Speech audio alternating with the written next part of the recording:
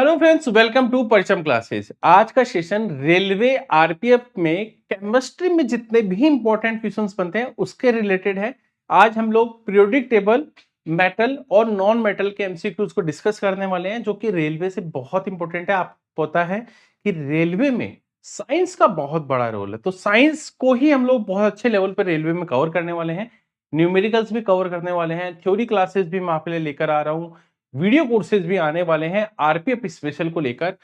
मेरा एक कोर्स है जनरल साइंस का, आप जाकर परचेज कर सकते हैं परचम क्लासेस पर। सारी फिजिक्स, केमिस्ट्री, बायोलॉजी को टॉपिक वाइज कवर किया है। क्लास के कंप्लीट नोट्स की पीडीएफ आपको अवेलेबल होने वाले हैं। हमारा एक जीए का कोर्स है जो कि polity, economics, history, science, physics, chemistry, biology, geography, static, GK इन सबको कवर करता है topic wise, subject wise. Mock test भी इसमें अवेलेबल है, क्लास की पीडीएफ इसमें होती है, आपके डाउट क्लियरिंग सेशंस भी इसमें कंडक्ट कर पाए जाते हैं। आपको क्या करना है, परचम ऐप पर जाना है, हमारी प्ले स्टोर से ऐप डाउनलोड कर लीजिए, वहां अपने कोर्सेज परचेज कर सकते हैं, सब कुछ क्लियर होता है। बट फिर भी कोई डाउट है तो आप हमें कॉल, मैसेज कर सकते हैं, आप हमें ईमेल कर सकते हैं। तो चलिए शुरुआत करते हैं आज के सेशन की।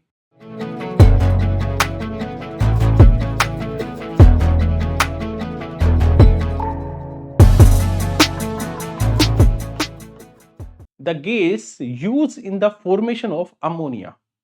अमोनिया की जब फॉर्मेशन की बात आती है तो अमोनिया का जो फॉर्मूला है वो है NH3। यानी इसमें दो चीजें हैं, नाइट्रोजन और ऑक्सीजन। तो इसका फॉर्मेशन हुआ है नाइट्रोजन और हाइड्रोजन। तो दो चीजों से मिलकर बना है नाइट्रोजन और हाइड्रोजन, NH3। अगर मैं बात करूं अमोनिया का जो इंडस्ट्रियल स्केल पर जो प्रोडक्शन होता है वो किस प्रोसेस के थ्रू होता है, तो हेबर्स प्रोसेस। ठीक है, इस प्रोसेस के थ्रू इसका प्रोडक्शन होता है, प्रोड्यूस की जाती है इंडस्ट्रियल स्केल पर। अमोनिया का यूज है ना, हम लोग जैसे घर पे एक रेफ्रिजरेटर होता है, आपने यूरिया देखा होगा, यूरिया के मैन्युफैक्चरिंग में अमोनिया का यूज होता है। अमोनिया और NH3 डायरेक्ट, कई बार इसका फॉर्मूला भी एग्जाम में पूछते हैं। अब इसमें एक वर्ड है ऑक्सीजन। ऑक्सीजन की अगर बात कर ले कभी कभी तो ऑक्सीजन से रिलेटेड हम ये बता सकते हैं कि ऑक्सीजन को डिस्कवर किया था जे प्रिस्टले ने। ऑक्सीजन लाइफ एयर भी है। हम जीने के लिए कौन सी गैस लेते हैं, ऑक्सीजन गैस लेते हैं, बिल्कुल सही है। लाइफ एयर भी बोलते हैं। ऑक्सीजन जलने में हेल्प करता है, किसकी हेल्प से कोई चीज जलती है, ऑक्सीजन की मदद से। और CO2 उसको बुझाने का काम करती है। ऑक्सीजन की एक फॉर्म होती है O3, आपको पता हो ओजोन, O3। ये ओजोन लेयर है, वो क्या करती है, जो सन से यूवी रेज आती है, अल्ट्रावायलेट जो रेज अर्थ पर आती है, उनको एब्जॉर्ब करके अर्थ में पहुंचने से हमें बचाती है, तो यूवी रेज से प्रोटेक्ट करती है। अगर हम बात करें हाइड्रोजन की, तो hydrogen fuel of the future है। क्या है, फ्यूल ऑफ द फ्यूचर। अगर मैं कहूं कि बहुत सारी ट्रेन, बस, ये सब हाइड्रोजन से चलने लगी हैं फॉरेन कंट्रीज में। जर्मनी में थोड़े दिन पहले भी आया था। हाइड्रोजन के तीन आइसोटोप भी हम लोग पढ़ते हैं। क्या क्या है हाइड्रोजन के तीन आइसोटोप्स, प्रोटीनम, ड्यूटेरियम और ट्रिटियम। ठीक है, तीन आइसोटोप्स होते हैं। नाइट्रोजन, यहां एक वर्ड है नाइट्रोजन। अच्छा एक बताइए, कमेंट करके बताना आप सबको, नाइट्रोजन को डिस्कवर किसने किया था और किस ईयर में किया था। ईयर तो चलो मैं आपको बता देता हूं, 1722 में, 1722 में किसने किया था, ये कमेंट बोल के आपको कमेंट बॉक्स में बताना। अगर आपको वीडियो पसंद आ रहा है, इंफॉर्मेशन आपको पसंद आ रही है, तो वीडियो को लाइक जरूर करें। The pure metal found in the earth crust. अगर मैं अर्थ क्रस्ट की बात करूं, भू प्रॉपर्टी की बात करता हूं, तो सबसे प्योर फॉर्म क्या है, सोडियम की, मैग्नीशियम, कॉपर या प्लेटिनम। तो वो क्या होगा, platinum. Option D is the right option, option D is the right option. अब देखिए, हमारा जो अर्थ क्रस्ट है उसमें बहुत सारे एलिमेंट्स होते हैं। ठीक है, बहुत सारे एलिमेंट्स होते हैं। तीन, ये शुरुआत में आपको याद होनी चाहिए। उसके बाद आयरन, कैल्शियम, सोडियम, पोटेशियम और मैग्नीशियम। सोडियम, पोटेशियम और मैग्नीशियम। सबसे ज्यादा हमारे अर्थ क्रस्ट में होता है ऑक्सीजन, जिसकी परसेंटेज भी बहुत ज्यादा होती है, 46.6%। अगर मैं एल्यूमिनियम की, जो एग्जाम में पूछते हैं उनको मैं पहले मेंशन कर रहा हूं, एल्यूमिनियम की होती है 8.13। ठीक है, परसेंटेज। अगर मैं आयरन की पूछता हूं, आयरन की होती है लगभग लगभग 5%, 5% के आसपास होती है। वैसे धीरे धीरे करके मैं आपको सारी फॉर्म बता दूंगा कितना परसेंट होता है, बस एक साथ इसलिए नहीं बता रहा हूं क्योंकि आप भूल जाएंगे और मैं नेक्स्ट क्वेश्चन में फिर से इसी मटेरियल पर आने वाला हूं। अगर आप इसमें से ये पूछ ले आपको कि मोस्ट अबेंडमेंट मेटल एलिमेंट कौन सा मेटल, तो देखो मेटल ये है, तो एल्यूमिनियम हो गया सबसे ज्यादा पाए जाने वाला मेटल, बिल्कुल सही है। सेकंड अगर पूछ ले आपको सेकंड मोस्ट अबेंडमेंट मेटल क्या है, वो है आयरन। इसीलिए मैंने इन दोनों चीजों की परसेंटेज आपको बताई थी। सबसे ज्यादा मेटल होता है एल्यूमिनियम, सेकंड हाईएस्ट होता है आयरन Fe। अगर मैं बात करूं एलिमेंट की तो सबसे ज्यादा होती है ऑक्सीजन। अगर एलिमेंट पूछे हाईएस्ट क्वांटिटी की अगर बात करें, अगर यहां एक वर्ड है सोडियम, ये रहा सोडियम। सोडियम की अगर मैं बात करूं तो सोडियम को एक तरह से है, सोडियम का जो एक्सट्रैक्शन होता है वो कौन से मेथड्स के होता है, डाउन्स मेथड, ठीक है, डाउन्स मेथड के थ्रू होता है। ये भी बहुत बार एग्जाम में पूछा जाता है। अगर हम लोग बात करें नेक्स्ट क्वेश्चन की तो बहुत इंपॉर्टेंट है।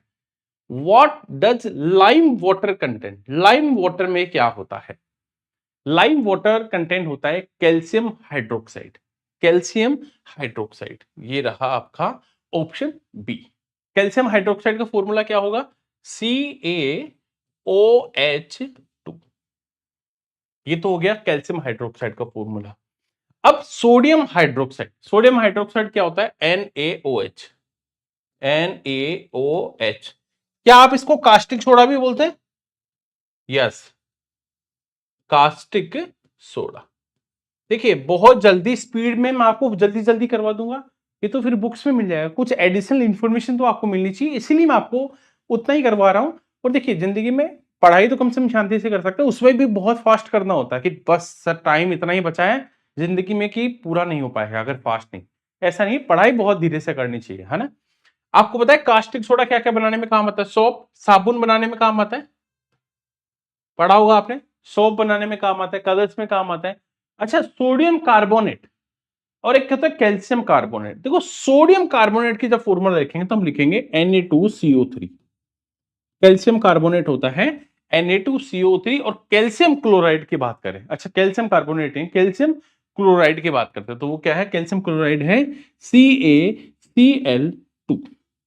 ठीक है, जितनी भी इंफॉर्मेशन है आप ले लीजिए, जितनी भी इंपॉर्टेंट बनती है हम सारी चीजों को डिस्कस करें। What is diamond chemically, diamond जो है केमिस्ट्री में क्या है, डायमंड, डायमंड एक प्योर मेटल, प्योर कार्बन है। डायमंड क्या है, एक प्योर कार्बन है। और ध्यान रखना कार्बन केमिस्ट्री में अगर बात करते हो तो डायमंड एक प्योर कार्बन है, ये कार्बन के एलोट्रोप्स हैं। अगर मैं बात करूं कार्बन के मेनली 3 एलोट्रोप्स होते हैं, 3 एलोट्रोप्स होते हैं, कितने, 3। अब 3 में 3 चीजें देखिए, क्रिस्टलाइन, क्रिस्टलाइन क्या है, डायमंड और ग्रेफाइट। नॉन क्रिस्टलाइन क्या होता है, कोल, कोयला जो होता है, कोक, चारकोल वो होता है। और होलोकेज क्या होता है, फुलरिन, क्या होता है, फुलरिन होता है। तो आपको पता लग गया, बहुत इजी था। व्हाट इज माइका, अगर माइका की बात करते हैं तो माइका क्या है, इसका भी एग्जाम में बहुत बार क्वेश्चन आता है। देखिए माइका यहां है good conductor of heat, heat की तो गुड कंडक्टर है but bad conductor of electricity. Mica India में बहुत ज्यादा मात्रा में होता है, सबसे ज्यादा पूरी दुनिया में देखोगे तो माइका इंडिया में होता है। अगर ग्रेफाइट की यहां बात करते हैं, जो ग्रेफाइट वर्ड है, क्योंकि माइका और ग्रेफाइट का बहुत ज्यादा एग्जाम में क्वेश्चन पूछते हैं और यही कंफ्यूजन होता है। ग्रेफाइट क्या है, गुड कंडक्टर ऑफ इलेक्ट्रिसिटी, यहां बैड कंडक्टर ऑफ इलेक्ट्रिसिटी, वो होता है गुड कंडक्टर ऑफ इलेक्ट्रिसिटी। और गुड कंडक्टर ऑफ हीट, यानी गुड कंडक्टर ऑफ इलेक्ट्रिसिटी और गुड कंडक्टर ऑफ हीट, ये क्या है आपका, ग्रेफाइट है। बिल्कुल सही है, ग्रेफाइट आएगा तो भी आप सही कर दोगे, माइका आएगा तो भी आप सही कर दोगे। वैसे देखा जाए तो माइका सबसे ज्यादा होता है आपके बिहार में और झारखंड में, बिहार और झारखंड, दो स्टेट्स बहुत ज्यादा यहां प्रोड्यूस होता है। जैसे गया है ना, हजारीबाग जो झारखंड में है, वहां मुंगेर, वहां पर बहुत ज्यादा मात्रा में होता है। Which gas is present in the electric bulb, electric bulb की बात करते हैं तो कौन सी गैस होती है, वो है इलेक्ट्रिक बल्ब में नाइट्रोजन गैस। अब देखिए अगर हम इनर्ट गैसों की बात करते हैं तो जनरली ऑर्गन गैस फिल होती है इलेक्ट्रिक बल्ब में, कौन सी, ऑर्गन गैस होती है अगर हम इनर्ट गैस की बात करते हैं। बट नाइट्रोजन भी इलेक्ट्रिक बल्ब में फिल की जाती है। अब यहां है नहीं ऑर्गन गैस, तो यहां अगर ऑर्गन की बात नहीं है तो क्या होगा, ऑर्गन गैस नहीं होगी तो होगा नाइट्रोजन, क्योंकि नाइट्रोजन भी इलेक्ट्रिक बल्ब में फिल होती है। अब इससे ज्यादा और क्या इंफॉर्मेशन चाहिए? देखो, आपने जो बल्ब में एक फिलामेंट होता है, एक तार ऐसा, एक ऐसा फिलामेंट जुड़ा होता है इस बल्ब में, है ना? इस बल्ब में एक ऐसा फिलामेंट होता है। ये फिलामेंट किसका बना होता है? टंगस्टन का बना होता है। किसका बना होता है? टंगस्टन का मिलकर बना होता है। अच्छा, एक चीज और बता दीजिए, टंगस्टन को किससे सिंबल क्या है टंगस्टन का? डब्लू। इसमें भी बहुत बार फंस जाते हैं, क्योंकि डब्लू से टी तो रिलेट नहीं कर पाते, वहां टी टी टी इस तरह के सिंबल होते हैं, तो जल्दी से वहां क्लिक हो जाता है।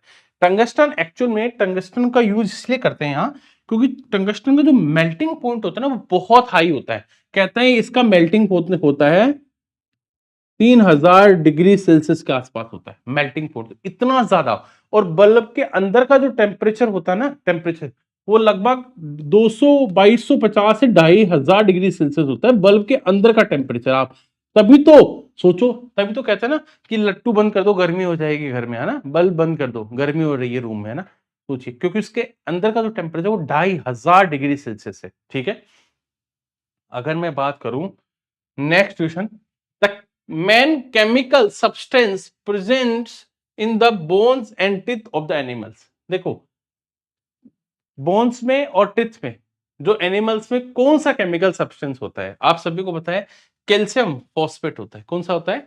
Calcium phosphate. सी यहां पर बिल्कुल राइट ऑप्शन। अगर हम बात करें, देखो बहुत सारी, जैसे सोडियम क्लोराइड, सोडियम क्लोराइड को क्या बोलते हैं? कॉमन सोल्ट भी बोलते हैं, कॉमन सोल्ट भी बोलते हैं। अच्छा, सोडियम क्लोराइड होता है NaCl, सोडियम हाइड्रोक्साइड होता है NaOH, है ना? ये इलेक्ट्रोनेगेटिव कंपाउंड होता है, इलेक्ट्रोनेगेटिव कंपाउंड होता है सोडियम क्लोराइड, ये भी ध्यान रखना आप। ठीक है, चलिए। A gas which is not present in the sample of normal air. देखो, जो नॉर्मल एयर है ना उसमें सैंपल में कौन सी गैस नहीं होती? ये बहुत अच्छा क्वेश्चन है। जैसे हमने किसी, यहां से ये हवा है और हमने एक सैंपल इस गैस को पेक किया और किसी में देखा, तो इसमें कौन सी गैस नहीं होगी? देखो, इसमें नहीं होगी आपकी क्लोरीन, है ना? क्लोरीन नहीं होगी, नियोन होगी, कार्बन डाइऑक्साइड होगी, हीलियम होगी। क्लोरीन जो गैस है वो हमारे नॉर्मल एयर के सैंपल में नहीं मिलती। नियोन एक इनर्ट गैस है, इनर्ट गैस है, नोबल गैसेस भी कहते हैं। ठीक है, ग्रुप 18 की मेंबर होती हैं और इनका जो सिंबल है वो होता है Ne। क्या होता है? Ne, neon. और इसका एटॉमिक नंबर होता है 10। ठीक है, ग्रुप नंबर 18। क्लोरीन जो गैस है वो, है ना, डिस्कलर, है ना? Chlorine gas discolour the colour of flowers, जो फ्लावर्स होते हैं उनके कलर को डिस्कलर कर देती है, जिस भी कलर के होंगे चाहे वो। ठीक है, अगर मैं कार्बन डाइऑक्साइड की बात करूं तो हमारे एटमॉस्फेयर में कार्बन डाइऑक्साइड होती है 0.03%। सबसे ज्यादा मात्रा में होती है नाइट्रोजन गैस। हीलियम भी एक इनर्ट गैस है। देखो, जो ग्रुप 18 के मेंबर होते हैं ना उनकी खास बात ये होती है कि उनका जो मोस्ट आउटर ऑर्बिट है, मोस्ट आउटर सेल है, उसमें या तो इलेक्ट्रॉन की संख्या 2 होगी या 8 होगी। क्यों? क्योंकि वो अपने ऑक्टेव लॉ को फॉलो करते हैं, यानी उनको पास किसी से भी रिएक्ट करने का टाइम नहीं है, वो किसी से रिएक्शन नहीं करते हैं, क्योंकि वो अपनी लाइफ में क्या हो चुके हैं? सेटल हो चुके हैं। हीलियम गैस स्कूबा डाइवर्स जो होते हैं, जो गोताखोर होते हैं, जो सिलेंडर गोताखोर में होता है उसमें हीलियम गैस भरी होती है, क्योंकि हीलियम गैस हमारे ब्लड के साथ रिएक्ट नहीं करती है। The metal which is most commonly use by human. कौन सा ऐसा मेटल है जो सबसे ज्यादा यूज लेते हैं ह्यूमंस? आपको पता है लोहा हर जगह काम आता है, आयरन बहुत इंपॉर्टेंट है। अगर मैं बात करूं आयरन के टाइप से रिलेटेड, तो कास्ट आयरन, है ना, में कार्बन सबसे ज्यादा होता है। कास्ट आयरन में has more amount of carbon. ठीक है, अगर मैं रोट आयरन की बात करता हूं, आयरन के 3 टाइप आपको पता है, कास्ट आयरन, रोट आयरन और सॉफ्ट आयरन। तो कास्ट आयरन की बात करी, रोट आयरन की बात करी, ये बेस्ट टाइप का आयरन होता है है ना, क्योंकि इसमें कार्बन की मात्रा सबसे कम होती है। जैसे एग्रीकल्चर में जो मशीनरी यूज लेते हैं ना, वो व्रोट आयरन की ही बनी होती है। जैसे रेलवे की जो पटरियां होती है वो भी कितना अच्छा आयरन होता है, उसमें भी इसी का यूज होता है। ठीक है, अगर मैं बात करूं अगले क्वेश्चन की, the highest element found in the rock and mineral, क्या होता है? रॉक और मिनरल में सबसे ज्यादा होता है सिलिकॉन, सबसे ज्यादा हाईएस्ट क्वांटिटी में पाया जाता है सिलिकॉन, मोस्ट अमेंडमेंट में, है ना। कार्बन की बात करूं, कार्बन जितने भी ऑर्गेनिक कंपाउंड है उन सब में पाया जाता है carbon. Carbon is found in all organic compounds. अगर मैं बात करूं ऑक्सीजन की, मैं बात करूं कार्बन की, वो हमारी बॉडी में हाईएस्ट क्वांटिटी में होता है। सबसे ज्यादा हमारी बॉडी में क्या होता है? कार्बन होता है, ऑक्सीजन होता है। ठीक है, और अगर मैं बात करूं स्पेस में, तो हाइड्रोजन सबसे ज्यादा पाया जाता है। The element that makes most compounds from hydrogen is, hydrogen से सबसे ज्यादा अधिक यौगिक बनाने वाला तत्व कौन सा है? तो भाई सबसे ज्यादा हाइड्रोजन साथ मिलेगा कार्बन, और कार्बन और हाइड्रोजन साथ मिलकर बनाते हैं दबाकर। आप सभी को पता है कार्बन जो कंपाउंड्स है वो हाइड्रोजन के साथ मिलकर सबसे ज्यादा कंपाउंड बनाता है। ठीक है, अगर मैं बात करूं यहां पर ऑक्सीजन की, प्रिस्टले ने डिस्कवर किया था ऑक्सीजन को। O3 मैंने बता दिया, ओजोन लेयर, इसके बारे में हमने बात कर ली थी। अगर मैं बात करूं which gas is use in extinguish A fire, है ना, देखो आग बुझाने वाली मशीन जो है ना, वो उसमें कौन सी गैस होती है? तो भैया उसमें तो होती है carbon dioxide. Carbon dioxide actual में आग लगाती है ऑक्सीजन, ठीक है, और ऑक्सीजन के ऊपर जब CO2, ऑक्सीजन क्या होती है? हल्की होती है, और CO2 होती है भारी। जब CO2 पर O2 आकर बैठ जाएगी तो CO2 की हत्या हो जाएगी और O2 खत्म हो जाएगी, और CO2 क्या हो जाएगा? राजा बन जाएगा, आग बुझ जाएगी। इससे CO2 भारी होती है ऑक्सीजन की तुलना में, इसीलिए आग बुझ जाती है। फ्यूल खत्म हो जाएगा तो भी आग बुझ जाएगी। इग्निशियस टेम्परेचर वैसा नहीं रहेगा तो भी आग बुझ जाएगी, क्योंकि आग लगने के लिए तीन चीजें जरूरी हैं, IG इग्निशियस टेम्परेचर, उसके बाद फ्यूल, एंड थर्ड ऑक्सीजन। इनमें से कोई भी एक चीज खत्म, आग बुझ जाएगी। अगर मैं कार्बन डाइऑक्साइड का तो हमने यूज बता दिया। कार्बन डाइऑक्साइड मेनली रिस्पॉन्सिबल है, पता है किसके लिए? CO2 किसके लिए रिस्पॉन्सिबल है? ग्रीन हाउस इफेक्ट के लिए। ग्रीन हाउस इफेक्ट के लिए कौन सी गैस रिस्पॉन्सिबल है? तो वो है CO2 गैस रिस्पॉन्सिबल है। अगर कोल्ड ड्रिंक जो पीते हैं, कोल्ड ड्रिंक में जो बॉटल्स में जो गैस प्रेशर के साथ ढक्कन खोलते हैं, गैस निकलती है, वो कौन सी है? CO2 गैस है। कोल्ड ड्रिंक्स में भी इसका यूज होता है। कार्बन मोनोऑक्साइड की जब बात करते हैं, कार्बन मोनोऑक्साइड गैस पता है जब अंगीठी रूम में जलती है ना, और वो क्या होती है? ये जलती है और कार्बन मोनोऑक्साइड हीमोग्लोबिन के, ह्यूमंस के जो ब्लड है हीमोग्लोबिन में घुल जाती है, और मनुष्य की क्या हो जाती है? ऑक्सीजन की कमी हो जाएगी, और ऑक्सीजन की कमी हो जाएगी तो मृत्यु हो जाएगी दम घुटने से उसका, है ना। इसीलिए अंगीठी जलाकर रूम के अंदर नहीं सोना चाहिए। और कार्बन, अगर मैं मोनोऑक्साइड की बात करता हूं, है ना, CO जो है, कार्बन हमारे एनवायरमेंट के लिए भी बेकार है ना, पोल्यूटेंट गैस है, पॉल्यूशन करती है, डेंजर होती है ह्यूमंस के लिए। The material that conduct electricity in its, है ना, मोल्टन स्टेट इज। अब बात करते हैं कि जो पिघली हुई अवस्था में है ना, मेल्टन स्टेट में अवस्था में विद्युत का चालन या इलेक्ट्रिसिटी कंडक्ट जो मेटेरियल है वो पदार्थ कौन सा है? तो बहुत सही है इसका आंसर, कॉमन सॉल्ट, ऑप्शन सी इसका राइट ऑप्शन होगा। अच्छा, यूरिया का कोई फॉर्मूला बता सकता है मुझे? यूरिया का फॉर्मूला क्या है? Na2CO Na2 Na2CO NH2 NH2CO NH2। अच्छा, इसका मोलिकुलर वेट कितना होता है बता सकता है? 60 AMU होता है, 60 AMU। बहुत एग्जाम में आता है, रेलवे में तो पूछते हैं ऐसी चीजें। हमारे अगर यूरिया की बात करते हैं, है ना, तो यूरिया में नाइट्रोजन कितनी परसेंट होता है बताइए? 46% होता है, 46%। The gas that polluting the environment, environment को तो आप सभी को पता है सल्फर डाइऑक्साइड है। ऑक्सीजन तो करती नहीं है, नाइट्रोजन भी नहीं करती है, और स्टीम भी नहीं करती है। ये तीनों तो हमारे पास है ही, एनवायरमेंट में रहती है, हमें नुकसान नहीं पहुंचाती है, लेकिन सल्फर डाइऑक्साइड पहुंचाती है ना। कार्बन मोनोऑक्साइड की बात करते हैं, वो भी पहुंचाती है। अगर कोई पूछे कार्बन मोनोऑक्साइड, वो भी हमें नुकसान पहुंचाती है। ये एसिड रेन में आती है वैसे। Diamond is made of the single element as same as. भैया सिंपल सी बात है, इसका राइट आंसर होगा ग्रेफाइट। आपको बताया था मैंने, क्रिस्टलाइन मेटल है ये, है ना। 3 फॉर्म होती है उसमें, क्रिस्टलाइन में आता है एक तो ग्रेफाइट और एक डायमंड, ठीक है। दोनों आइसोटोप्स होते हैं, एलोट्रोप्स होते हैं किसके, कार्बन के। इस बहुत ज्यादा एग्जाम में पूछा जाता है, बहुत ज्यादा एग्जाम में पूछा जाता है। अच्छा, इसमें एक फॉर्म है क्लोरोफॉर्म। क्लोरोफॉर्म का फॉर्मूला बता सकते हो कोई? CHCl3, CHCl3। अगर मैं बात करूं, ये क्वेश्चन तो यहां फंसा, ठीक है। The purity of primary gold, अगर गोल्ड की बात करते हैं तो भाई गोल्ड तो शुद्ध होगा 24 कैरेट का, लेकिन 24 कैरेट गोल्ड में ज्वेलरी नहीं बनती, गहने मिलते हैं हमेशा 22 कैरेट में गहने, तभी तो लिखा होता है 22 कैरेट का शुद्ध सोना, लेकिन प्योर गोल्ड होता है 24 कैरेट, है ना। गोल्ड को हम लोग कैरेट में ही मापते हैं, किसमें, इसकी मेजर यूनिट क्या है, इसकी प्यूरिटी की कैरेट होती है। 22 कैरेट, 24 कैरेट, 18 कैरेट। अब देखो ये समझ लेना कि 22 कैरेट में कितना गोल्ड होता है पता है आपको? उसमें होता है 91.6%, और जो 20 कैरेट्स होते हैं 83.3, जो 18 कैरेट होता है वो उसमें होता है 75%, और बचा हुआ क्या होता है, कॉपर होता है। अब भैया प्योर गोल्ड जो आप सोना खरीदने जा रहे हैं मार्केट में 22 कैरेट वाला, उसमें कॉपर होता है 8.4, यानी लगभग लगभग 8.5% कॉपर होता है, ठीक है।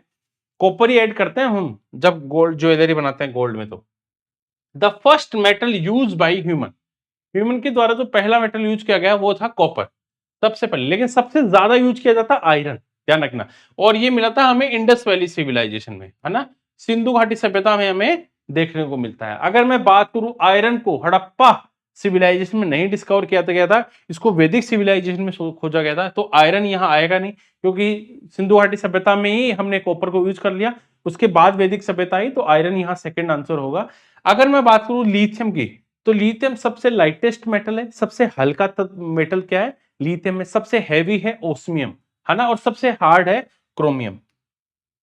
अगर मैं बात करूं the highest element found in the human body, सबसे ज्यादा मात्रा में ह्यूमन बॉडी में क्या पाया जाता है, तो ऑक्सीजन सबसे ज्यादा मात्रा में ह्यूमन बॉडी में पाया जाता है। अच्छा बताओ, विटामिन डी का केमिकल नेम बताओ, विटामिन डी का केमिकल नेम क्या होगा? तो भाई विटामिन डी क्या है, कैल्सीफेरॉल।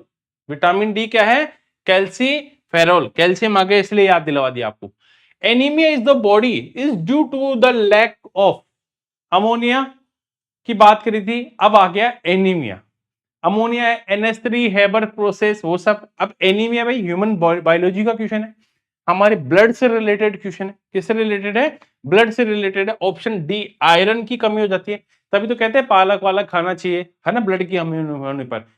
जो anaemia occur due to iron deficiency in the body, हमारी बॉडी में आयरन की कमी की वजह से। तो एनीमिया यानी ब्लड की कमी एक तरह से हमारे, और ब्लड में आयरन की कमी, इस तरह से समझते हैं, इसीलिए तो आयरन के टैबलेट्स हम लोग देते हैं। The most abundant source of iron is, iron का सबसे अच्छा सोर्स क्या है, यह आपको कमेंट करके बताना है। देखिए आप अगर रेलवे की तैयारी कर रहे हैं तो आप सभी के लिए बहुत जरूरी है साइंस, डीप में पढ़ना जरूरी है। देखिए हर चीज आप देखते हैं, मैं तो ये कहता हूं वैसे फ्री में बहुत सारी चीजें वाईटी पर उपलब्ध है, हम भी कंटिन्यू वाईटी पर पढ़ाते हैं, पर एक सिस्टमेटिक मैनर में कम टाइम में एक प्रॉपर वे में अगर आपको पढ़ाई करनी है तो कोर्सेज को परचेज करना चाहिए। पढ़ाई का इन्वेस्टमेंट क्या है, अगर मान लीजिए आपने 700, 1000, 2000 रुपए खर्च कर भी दिए, अगर आपने उसमें अपनी लाइफ बनानी, देखिए आप खुद सोचिए, हम लोग एक अच्छा पेन खरीदने से डरते हैं, एक अच्छी बुक खरीदने से डरते हैं, एक अच्छा कोर्स खरीदने से डरते हैं, हमें लगता है वो हम फ्री में ले लेंगे, और हम कपड़े, गोलगप्पे, पाव भाजी, कहीं शादियों में और हजारों चीजों में खर्च कर रहे हैं, तब हमें पैसों का लगता है कि 300 रुपए या 500 रुपए की वो बड़ी वैल्यू नहीं है। मैं कहता हूँ पढ़ाई में इन्वेस्ट करिए आप, ये नहीं है कि आप कोर्सेज खरीदिए, आप ये खरीदिए, हमारा कोर्स खरीदिए, बट पढ़ाई का इन्वेस्टमेंट बहुत जरूरी है, करिए। अगर आपको उससे बेनिफिट मिलेगा, आपका सिलेक्शन हो जाएगा, तो ये लाइफ आपकी बहुत अच्छी गुजरने वाली है। Thank you everyone, bye bye, take care.